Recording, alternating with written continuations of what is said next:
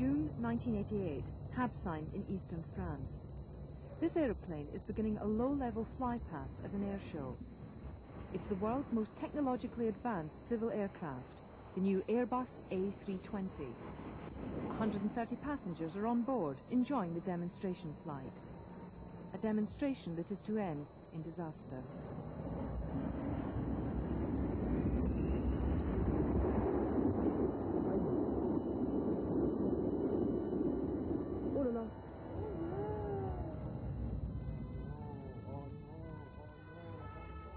Miraculously, only 3 people died in the crash.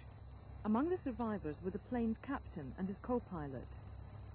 As soon as he escaped from the wreckage, the pilot claimed that the plane had failed to obey his commands in the last seconds of the flight.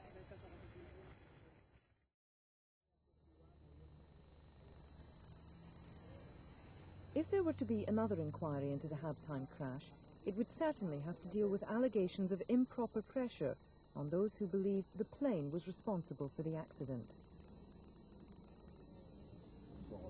Captain Asseline claims threats have been made against him to try to make him accept responsibility for the crash.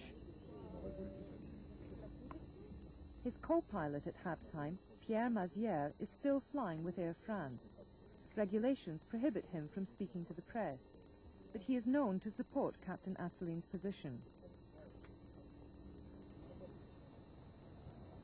Soon after the crash, this man, Norbert Jacquet, an Air France pilot himself, spoke out in support of Captain Asseline and questioned the safety of the A320. He was the first pilot to do so. He was called in unexpectedly to see an Air France doctor. So I said it publicly. Several days later, I was suspended from flying by an industrial doctor, allegedly for reasons of mental health. And some days later, the French government withdrew my airline pilot's license for the same reasons. I consulted 3 specialists and 3 professors who found me perfectly normal. Despite this, I was sacked without compensation by Air France, and the government has still not restored my license. At the same time, people are still trying to make out that I'm a little bit mad.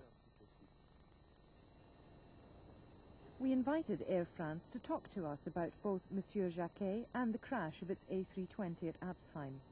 The company refused, citing the continuing court inquiry in France. Any independent inquiry would also have to consider a further dimension of the controversy,